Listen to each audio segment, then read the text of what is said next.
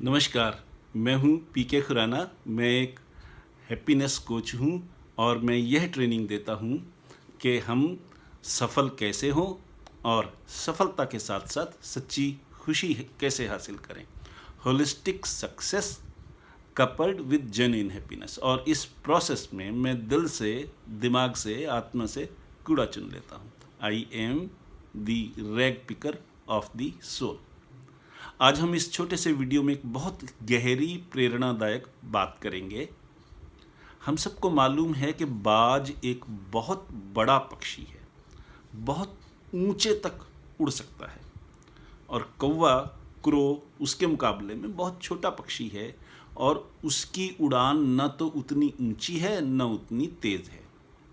इसके बावजूद कौवा अकेला ऐसा पक्षी है जो बाज की पीठ पर बैठता है और बाज की गर्दन में काटता है।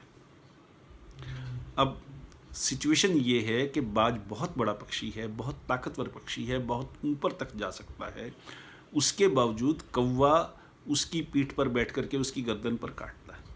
तो बाज की रिएक्शन क्या होती है? क्या वो उसको झटकने की कोशिश करता है, नीचे गिराने की कोशिश करता है, पंजे मारने की कोशिश करता है? नहीं, कुछ भी नहीं। बाज जैसे ही कौवा उसकी पीठ पर बैठकर उसकी गर्दन में चोंच मारने की कोशिश करता है, बाज उड़ना शुरू कर देता है और ऊपर और ऊपर और ऊपर और ऊपर चलता चलता है।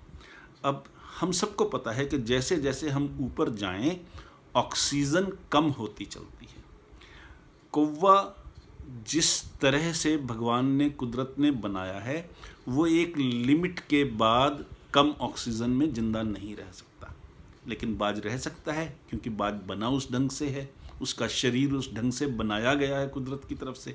तो बाज ऊपर उठता चला जाता है और कौवे का दम घुटना शुरू होता है। लेकिन कौवा अपने लालच के कारण, अपनी आदत के कारण, ना तो उसकी पीठ से उतरता है, ना उसकी गर्दन पे काटना छोड़ता है। और बाज बिना उसकी परवाह किए, बिना उसको कुछ कहे और ऊपर उठता चलता है।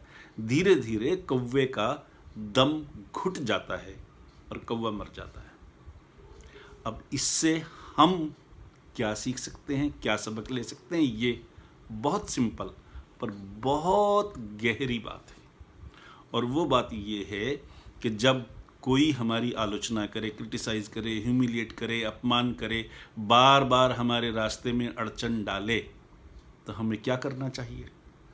हमें बाज की तरह व्यवहार करना चाहिए, यानी हम ऊपर उठें।